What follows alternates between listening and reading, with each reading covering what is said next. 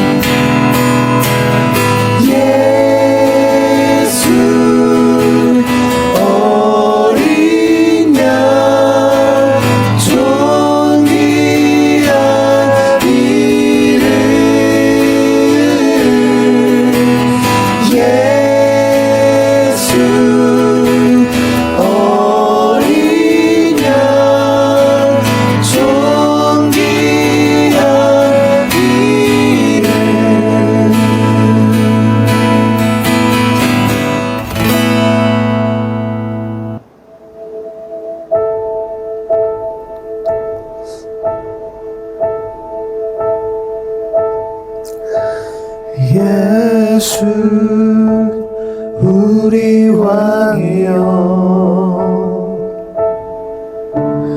이곳에 오셔서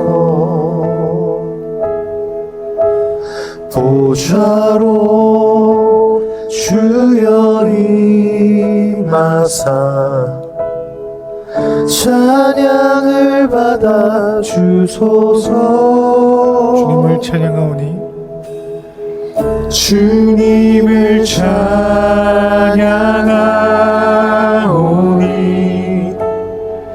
주님을 경배하오니 왕이신 예수여 오셔서 좌정하사 다스리소서.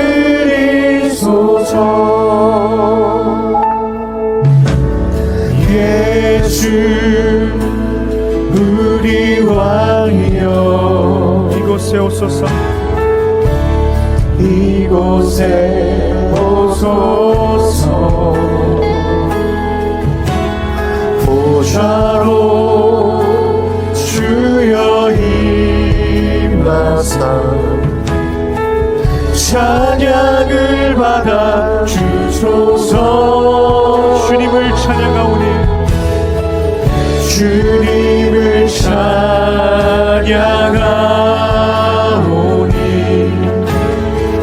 주님을 경배하오니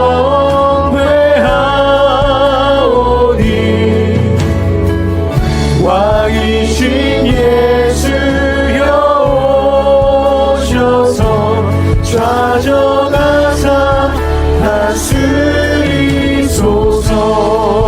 예수 우리 왕이여 예수 우리 왕이여 이곳에 오소서. 이곳에 오소서. 보좌로 주여 임하사 찬양을 받아 주소서. 주님을 찬양하오니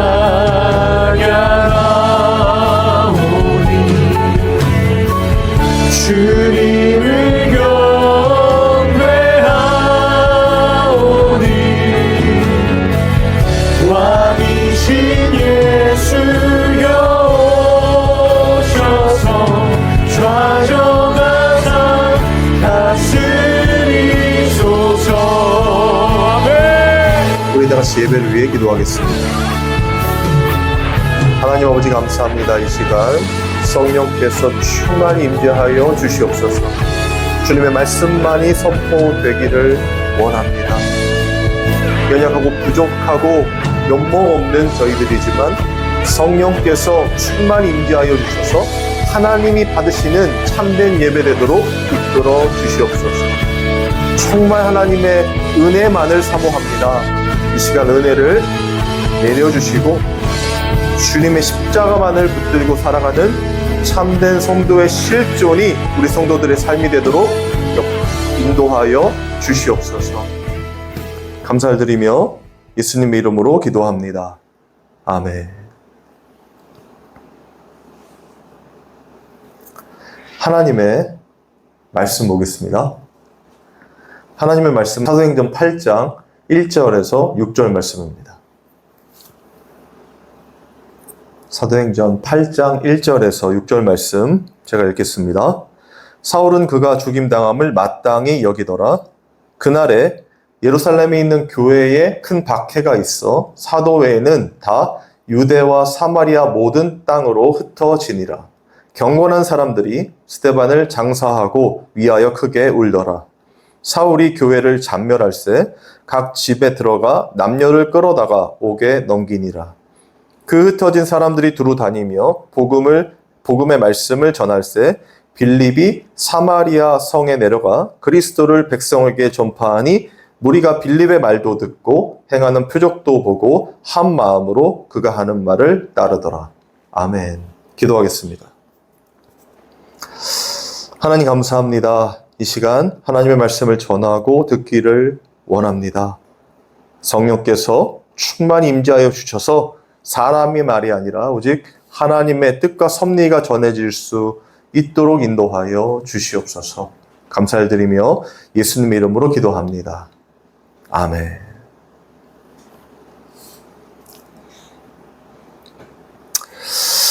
지난주 우리는 스데반의 죽음을 통해 아주 중요하고 본질적인 십자가 복음의 원리를 나누었습니다. 당시 유대인들은 자신의 열심과 노력으로 지켜온 율법과 행위들이 십자가 은혜 앞에 철저히 부정당하자 분노하며 이를 갈았죠. 반면 스데반의 죽음은요, 우발적인 어떤 비극이 아니라 철저한 하나님의 뜻과 섭리 안에서 이루어진 일이었습니다. 성경은 그 죽음을 잔이라라고 기록하였고, 이 이유를 지난 시간 아담과 또 아브라함 그리고 예수 그리스도의 십자가로 연결해서 깊은 잠인 타르데마와 함께 증언이 되었죠. 이 철저한 죽음과 쪼개짐의 상태에서 비로소 예수님의 신부인 교회가 탄생하게 되고 사울이 바울로 거듭나는 위대한 이 생명의 역사가 일어남을 확인했던 거예요. 그렇다면 스데반의 순교 직후에 이 예루살렘 교회는 어떤 일이 벌어졌을까? 그게 바로 오늘 본문 사도행전 8장의 내용입니다. 제가 먼저 1절 읽어볼게요. 사울은 그가 죽임당함을 마땅히 여기더라. 그날에 예루살렘에 있는 교회에 큰 박해가 있어 사도 외에는 다 유대와 사마리아 모든 땅으로 흩어지니라. 스데반의 순교와 맞물려서 예루살렘 교회에 큰 박해가 시작됐습니다. 그랬더니 예루살렘에 있던 성도들이 그 박해를 피하기 위해서 다른 지역으로 이제 향하게 되죠. 흩어지게 되죠. 그런데 왜 이런 박해가 일어났을까? 그걸 예수님이 사도행전 1장에 말씀하신 약속과 연결해 볼 수가 있거든요. 제가 한번 읽어볼게요. 사도행전 1장 8절입니다. 오직 성령이 너에게 임하시면 너희가 권능을 받고 예루살렘과 온 유대와 사마리아 땅끝까지 이르러 내 증인이 되리라 하시니라. 여기서 보면 예수님께서 성령이 임하게 되면 너희가 권능을 받고 예루살렘과 온 유대뿐만 아니라 사마리아 땅끝까지 이르러서 증인이 된다고 말씀하셨잖아요.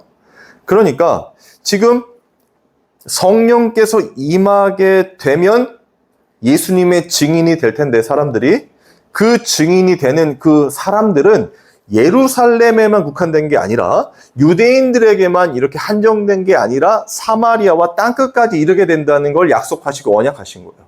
그죠?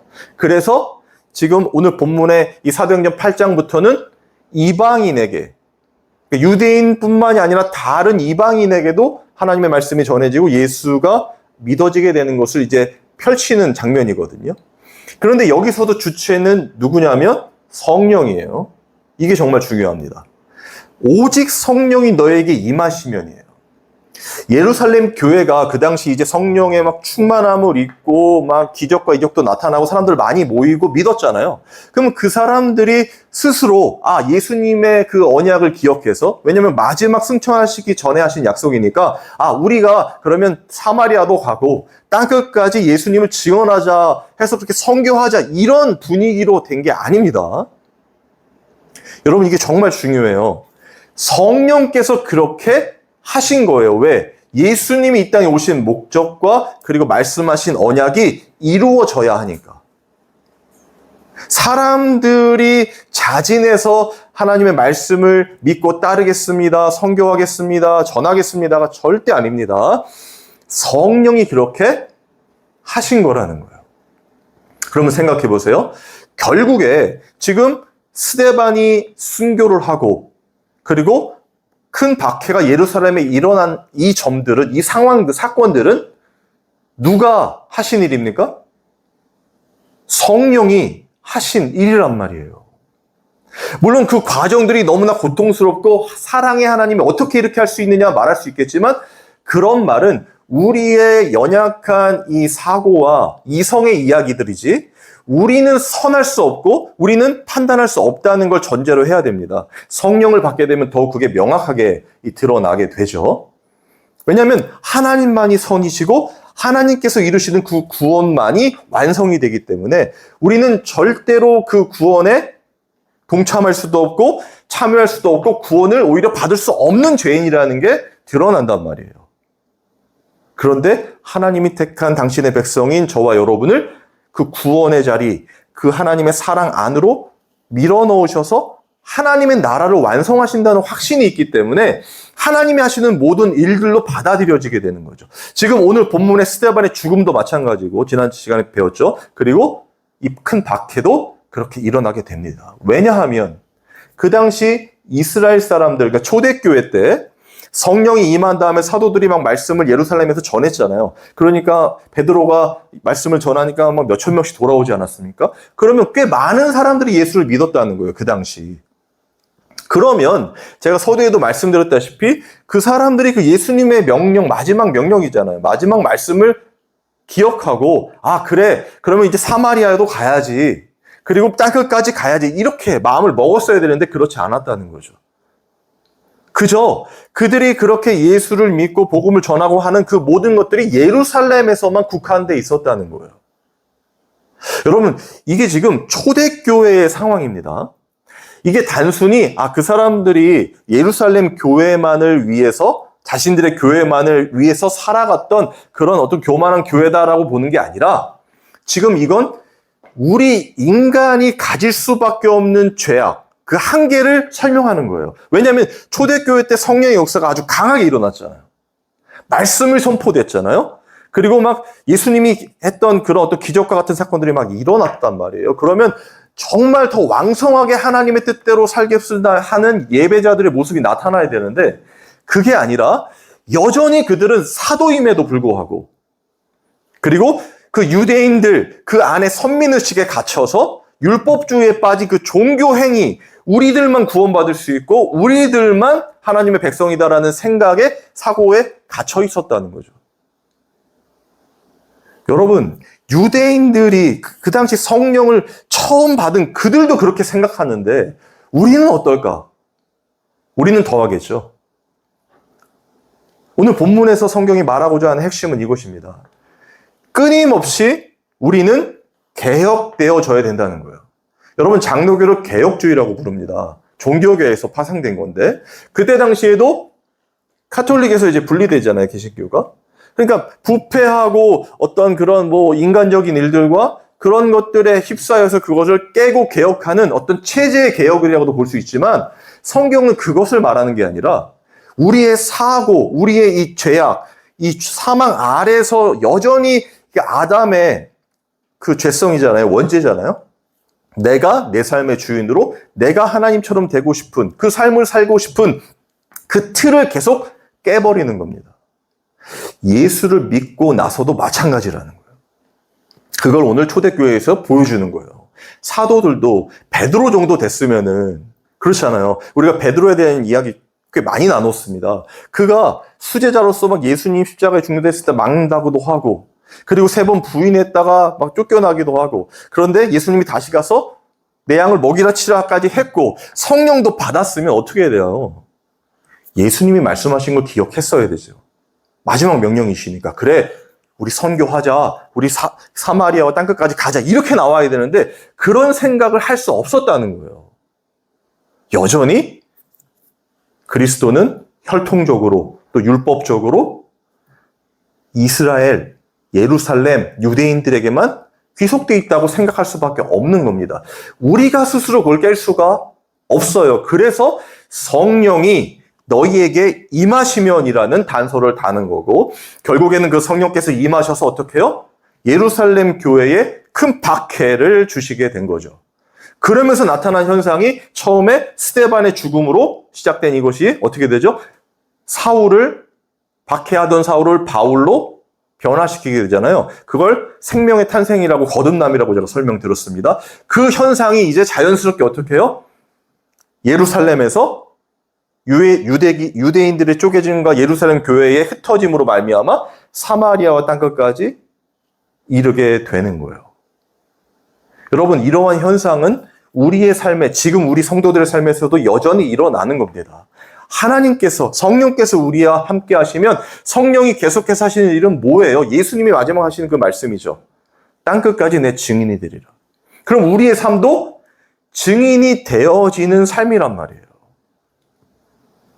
그래서 우리의 삶에 예루살렘 교회가 큰 박해를 받았던 것과 같이, 혹은 정말 이 스데반의 순교하는 그런 모습과 같은 일들이 우리의 삶에도 충분히 다가올 수 있는 겁니다.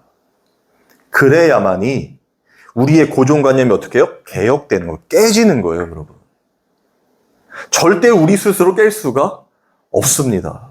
많은 요즘의 교회, 큰 교회들이 보여주는 행태가 그런 모습들이 많이 있죠. 우리 교회만 깨끗하고, 우리 교회는 투명하고, 우리는 이렇게 하나님 영광을 돌리고, 우리 이렇게 봉사하고 헌신하고, 여러 가지 이렇게 우리의 체제에 갇혀 있잖아요. 그리고 우리만 옳다고 또 얘기를 하죠. 아닙니다, 여러분. 교회는 사람이고 성전이잖아요. 그리고 그 사람들이 흩어지면서 어떻게 해요? 예수를 증언하게 되는 거예요. 물론 모이는 것을 힘쓰고 하나됨으로 말미암아 서로 우리가 예수 그리스도를 서로 먹고 마시는 일들이 교회의 일입니다. 그런데 그 일로만 갇혀 있는 게 아니라 하나님께서 택한 당신의 백성은 하나님이 정하신 하나님의 백성일 수 있지만, 그 수일 수 있지만, 우리가 볼 땐 누가 택함 받았는지 알 수 없잖아요. 그죠? 그러니까 우리가 하나님의 때에 하나님이 우리를 증인된 삶으로 이끌어 가실 때 깨달았던 그 예수 그리스도를 누군가에게 전하게 되는 일들이 일어나는 겁니다. 그리고 누가 교회 안에서도 어떤 사람이 너무 절실히 예수를 믿고 독실한 크리스찬의 모습이고 뭐 봉사하고 헌신하며 성경을 뭐 아무리 그런 일을 한다고 해도, 혹은 그와 반대로 뭐 주일날만 나오고 아니면 뭐 띄엄띄엄 나오고 신앙생활 잘 하지 않는 것 같이 보여도 우리가 정죄할 수 있다 없다? 없어요. 실제로 그 삶에 성령이 함께하고 있으면 그 사람은 그냥 성령 받은 하나님의 사람입니다. 그리고 성령께서 그를 반드시 하나님의 백성으로 만들어 가시고 그 사람의 그 형편과 사정을 통해서 그는 예수 그리스도를 보게 되는 거예요. 우리의 삶이 그렇잖아요. 아브라함의 언약이 그렇잖아요. 아브라함의 그 순종과 뭐 복종으로 말미암아 그런 일들이 일어난 게 아니라, 그의 믿음이 아니라 하나님께서 그렇게 이끌어 가셔서 결국에는 아무것도 할 수 없이 그냥 끌려가는 입장 아닙니까? 그런데 그 죽음과 같은 순종의 모습이 나타나고 거기서 실제로 죽는 건 우리가 아니라, 우리가 죽지만 자아는 우리가 아니라 예수 그리스도께서 대신 어린 양으로서 십자가에서 쪼개짐을 당하게 된단 말이에요. 그걸 내 삶에서 목도하는 게 신앙생활이고, 그게 한 번으로 끝나는 것이 아니라 계속해서 우리의 죄악이 드러날 때마다 깨닫게 되는 거란 말이에요. 그래야 제가 처음에 말씀드렸던 개혁이 일어나는 거죠. 그래서 성령 받은 사람들은 날로 새로워지니라라고 성경이 기록하는 겁니다. 새로운 피조물, 예전 것은 지났으니 보라 새 것이 되었도다. 한 번에 일어나는 일이 아닙니다. 왜냐하면 우리는 생내적으로 그런 죄인이기 때문에 그래요. 그걸 지금 초대교회 때 사도들과 그때 당시 믿었던 초대교회 신자들을 통해서 보여주는 겁니다. 예수님의 명령이 전혀 기억되지 않고 그저 그 안에서, 그 테두리 안에서, 고정관념 안에서만 살고 싶은, 안주하고 싶은 인간의 본성이란 말이에요, 이게. 그런데 그게 깨어지려면 어떻게 해요? 우리가 전혀 알 수 없는 이런 큰 박해와 또 순교와 같은 우리의 고통과 고난의 순간이 올 수 있다는 겁니다. 그래야 우리가 손에 꼭 붙잡고 있었던 우리가 의지할 세상의 가치, 그 관계들이 있잖아요. 그게 깨어지고, 아, 이것이 나를 구원해 줄 수 없구나. 나를 도와주고 나의 행복이 아니구나. 깨닫게 되고, 그걸 붙들고 있었던, 하나님의 영광이라고 살고 있다고 생각했지만 그것만은 붙들고 있었던 이 죄인임이 폭로되잖아요. 그 폭로함을 당해야 그때 하나님, 저는 아무것도 할 수 없는 죄인입니다. 그런 고백을 하게 되고, 그런 고백 가운데 그럼에도 불구하고 나를 구원해 주신 예수님의 십자가, 하나님의 사랑이 더욱 믿어지고 그게 큰 감격과 기쁨이 되는 거란 말이에요. 그걸 매 순간 반복해서 겪게 되는 게 이 땅의 신앙생활이에요. 그게 없다면 성령과는 전혀 무관한 겁니다. 항상 모든 것이 잘 되고 하나님이 날 축복해 주셨으니까 나는 이렇게 좋은 삶, 번영하는 삶, 막 다 모든 것이 잘 되는 삶을 살고 있습니다. 이런 게 아니란 말이에요. 그런 모습도 있을 수 있지만 그렇지 않은 모습도 얼마든지 있을 수가 있고, 왜? 우리는 거룩한 하나님의 자녀로 만들어져 가는 것이고, 성령의 이끌림을 쫓아, 그리고 예수를 증언하는 증인들로 살게 되는 거란 말이에요, 이 땅을.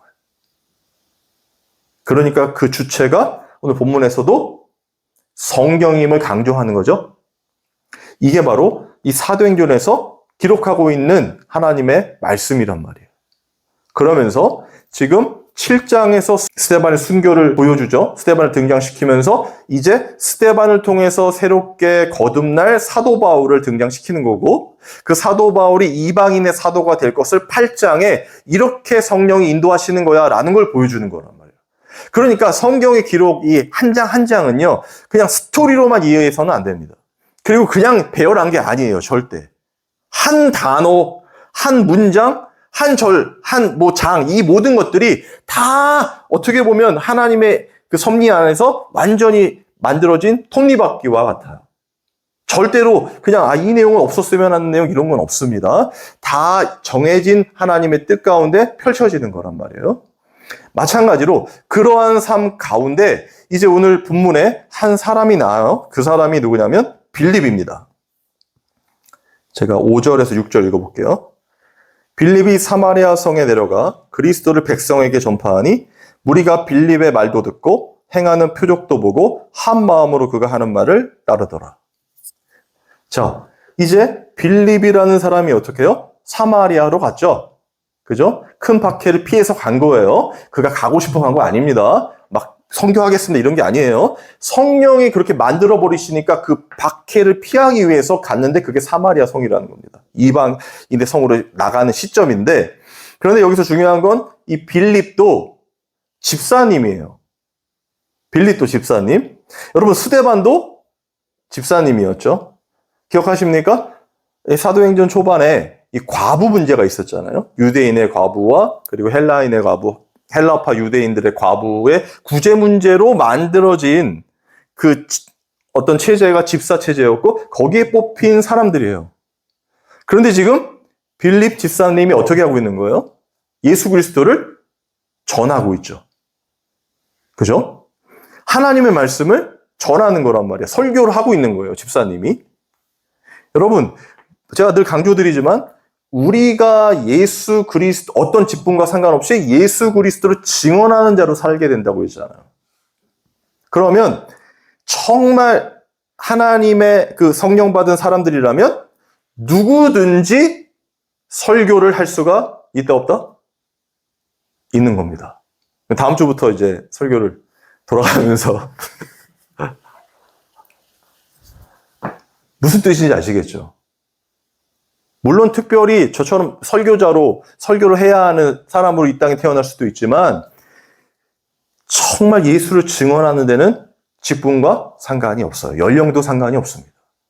왜냐하면 스데반의 설교가 사실 이 설교에 어떻게 보면은 그 예수님 다음에 설교를 더 체계적으로 할 수 있는 사람이 베드로라고 할 수 있잖아요. 수제자였으니까. 그런데 제가 스데반 설교 우리 살펴볼 때 말씀드렸죠. 베드로의 설교문보다 베드로는 베드로 전서 후서도 있었잖아요. 그런데 스데반의 설교가 훨씬 깊고 뭔가 성경을 더 체계적으로 성령적으로 알고 있는 것처럼 쓰여졌다고 했잖아요. 마찬가지로 빌립 집사님도 그런 설교를 했을 거라는 거죠. 그리고 이들은 사실 체계적으로 신학을, 이 율법을 체계적으로 배우고 학습하고 어떤 연구하고 이런 사람들이 아닙니다. 맞죠? 이거 사도들도 동일하잖아요. 제자들도 다 그냥 어부들 데려다가 쓴 거지 않습니까? 근데 그들이 어떻게 이렇게 설교할 수 있었어요? 성령이 너희에게 임하시며. 스데반도 성령이 임했고 빌립도 성령이 임한 겁니다.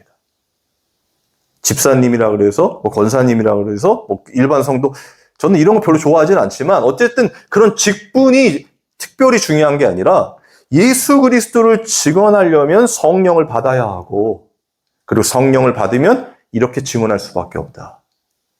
왜냐하면 그 과정이 고통과 고난, 오늘 큰 박해와 또 순교의 상황으로 하나님이 몰아가시기 때문에 그걸 제가 타르데메라 설명했고 그러므로 말미암아 깨닫게 된 예수 그리스도 우리가 바라본 그 십자가 그걸 증언할 수밖에 없는 자로 살게 되는 거예요. 그러니까 자연스럽게 어떻게 해요? 말하게 되는 겁니다. 큰 박해가 일어났잖아요, 예루살렘에. 그럼 이 사람들이 흩어졌잖아요, 성도들이. 그러면 이들이 기도하는 것 하나님 다시 회복시켜 주시옵소서. 그렇잖아요. 다시 우리 교회가 하나 되게 하여 주시옵소서. 그리고 혹은 불평과 불만이 있을 수 있죠. 왜 하나님 이렇게 하십니까? 우리가 하나님 뜻대로 예배하고 하나님을 찬양하고 하나님의 모든 일들을 감당하고 이렇게 기도할 수 있는 그런 내용이 없어요. 그리고 이들은 가서 뭐 했어요? 숨어 지낸 게 아닙니다. 예수를 증언했단 말이에요. 다시 한번 강조합니다. 이들이 스스로 선교하겠습니다. 이런 게 아니에요. 말씀을 전하겠습니다. 이게 아니에요. 그냥 하게 되는 겁니다. 왜? 누가 이끄시니까? 성령이 이끄시니까. 저는 저와 여러분이 이 성령의 이끄심을 보게 됐으면 좋겠어요. 여러분의 삶, 실제 삶에서. 사실 우리가 하나님과 독대하는 것이 물론 이런 교회 공동체나 사람들과의 관계에서도 얼마든지 예수 그리스도 먹고 마실 수 있습니다. 근데 그러려면 우리 안에 예수가 있어야 돼요. 내 안에 내가 느끼는 나와 함께 하시는 예수를 경험할 수 있어야 됩니다. 그래야 할 말이 생기고 그래야 교회 안에서도 교제할 때 그 예수, 내가 일주일 동안 어떻게 살았는지, 어떤 죄인인지를 성령께서 폭로해 주시고 그런 것들을 서로 나누면서 그럴 때 성령께서 하나님께서 나와 함께 해주셔서 꼭 극복했다 이런 게 아니라 그런 삶 가운데서 나를 인도해 주시는 그 예수님을 발견한 걸 서로 이야기하게 되는 거란 말이에요. 빌립도 동일했다는 겁니다. 그러면서 그가 예수 그리스도를 증언했더니 사마리아에 있던 사람들이 그가 증언한 말씀도 듣고 그가 행한 어떤 기적과 표적도 보면서 그 빌립을 따르기 시작했다는 거예요. 예수 그리스도를 믿기 시작했다는 거죠. 여러분, 지금도 저는 동일하다고 생각을 합니다. 성령을 받게 되면 우리는 그렇게 예수를 증언하는 자로 만들어져 가는 거예요. 꼭 성령 받았으니까 예수의 증인이 되자, 우리가 선교하자, 봉사하자, 헌신을 하자 하지 않아도 성령께서 우리 안에서 그렇게 우리 성도들을 이끌어 가신다는 겁니다. 여러분, 이게 정말 믿어져야 돼요. 이게 믿어져야 우리가 진짜 자유를 얻게 되는 겁니다. 초대교회 사람들이 어떤 그런 고정관념만을 계속 붙들고 예루살렘에 있었다고 생각해 보세요. 보통은 이런 거잖아요. 박해가 왔다? 그럼 어떻게 해야 돼요? 왜 흩어집니까? 다 모여서 골방에서 기도하고 막 하나님 뜻대로 하겠습니다. 막 이래서 다 순교하고 막 이런 어떤 우리가 원하는 성인의 모습, 그런 모습들, 존경할 모습들이 있어야 되는데 흩어졌대잖아요. 이런 흩어짐은 어디서 나타나요? 예수님이 십자가에서 나타나잖아요. 분명히 베드로 사도가 예수님이 나 십자가에 죽는다 했더니 막아준다고 했잖아요. 그게 다 어디 갔습니까? 다 뿔뿔이 흩어져요. 그리고 예수님 곁에 있는 건 여자들만 있거든요. 그것도 의미가 있어요. 예수님의 신부인 교회를 의미하는 거거든요. 그러니까 우리가 무엇인가를 자꾸 하려고 하면 할수록 할 수 있다 없다? 없고 그런 일들이 오히려 죄가 될 수 있다는 겁니다. 예수님이 그랬잖아요. 베드로한테 사탄아 물러가라. 너는 하나님의 일이 아니라 사람의 일을 생각하는도다. 기억해야 합니다. 그래서 저는 우리 교회가 물론 막 하나님의 뜻 가운데서 이렇게 모든 것을 다 하면 좋지만 먼저는 저와 여러분이 각자의 삶에서 진짜 그 하나님의 인도하심과 성령의 이끄심을 경험했으면 좋겠어요. 그런 일들이 결국에는 이제 말하지 않고는 견딜 수 없는 상황이 되고 그때 이제 서로 또 교제하게 되고 어떤 그런 성경 공부나 서로 질문이 있을 수 있고 또 서로 가르칠 것들이 있잖아요. 그러니까 그런 모습들이 생겨나게 되는 겁니다. 근데 그걸 보고 싶어요, 실제로. 저도. 하나님의 일하심, 내가 나를 통해서 하신 하나님의 일하심과 인도하심, 그 먹고 마심, 그게 이제 교제고 그게 이제 성찬으로 이어지는 것 아닙니까? 그래서 저희 교회는 특별히 어떤 절기나 이런 거에 따로 의미를 두지 않습니다.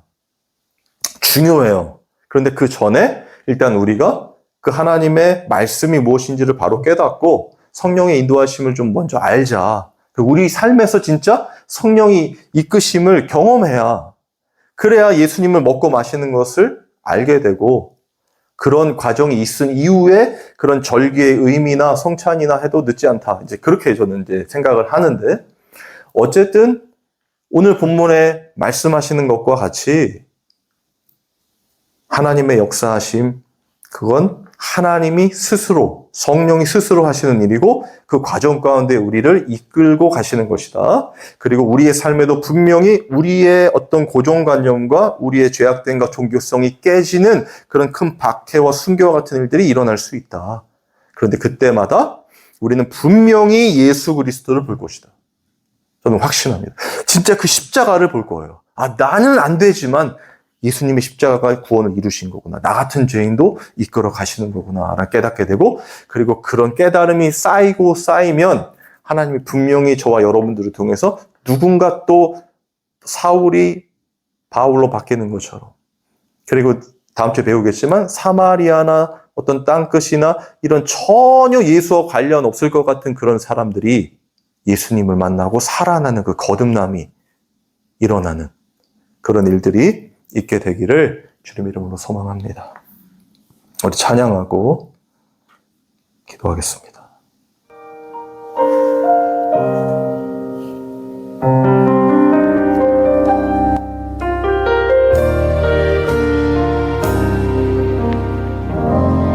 허무한 시절을 지날 때, 허무한 시절 지날 때, 깊은 한숨 내쉴 때, 그런 풍경 보시며 단식하는 분 있네. 고와 같이 너희를 버려두지 않으리. 내가 너희와 영원히 함께하리라. 억눌린 자 갇힌 자, 억눌린 자 갇힌 자, 자유함이 없는 자, 피난처가 되신 성령님 계시네. 주의 영이 계신 곳에 잠자유가 있다네. 진리의 영이신 성령이 오셨네. 성령이 오셨네. 성령이 오셨네. 성령이 오셨네. 내 주에 보내신 성령이 오셨네. 우리 인생 가운데 친히 찾아오셔서 그 나라 꿈꾸게 하시네. 억눌린 자 갇힌 자, 억눌린 자 갇힌 자, 자유함이 없는 자, 피난처가 되신 성령님 계시네. 주의 영이 계신 곳에 잠자유가 있다네. 진리의 영이신 성령이 오셨네. 성령이 오셨네. 성령이 오셨네. 내 주에 보내신 성령이 오셨네. 우리 인생 가운데 친히 찾아오셔서 그 나라 꿈꾸게 하시네. 우리 다 같이 기도하겠습니다. 아버지 하나님, 우리의 인생 가운데 성령께서 오셨습니다. 오직 성령이 너에게 임하시면 너희가 권능을 받고 예루살렘과 온 유대와 사마리아 땅 끝까지 이르러 내 증인이 되리라 하셨습니다. 성령이 임하셔서 일어나는 증인된 삶, 우리 성도들의 실제가 되기를 소망합니다. 아버지 하나님, 연약하고 부족하지만 주님의 뜻 가운데 살아가길 원하고 주님의 말씀 따라 순종하기를 원하는 우리 성도들, 그 중심을 보시고 온전히 하나님의 뜻 가운데서 그 섭리 안에서 기쁨과 감사로 하루하루 살아갈 수 있도록 성령께서 이끌어 주시옵소서. 때로는 고통과 고난이 우리의 삶을 뒤엎을지라도 그것에서 예수 그리스도로 말미암아 살아가는 참된 성도의 실존이 일어날 수 있도록 인도하여 주시옵소서. 하나님 감사합니다. 주님의 은혜만을 사모합니다. 주님의 말씀만을 듣기를 원합니다. 그 말씀이 우리의 삶을 살아가는 실제 신앙생활이 우리 성도들의 삶이 되기를 원합니다. 성령께서 충만히 임재하여 주시고 이끌어 주시고 정말 서로 그 예수 그리스도를 먹고 마시는 그 참된 교제가 일어날 수 있도록 인도하여 주옵소서. 하나님 아버지, 주님 앞에 귀한 예물을 드렸습니다.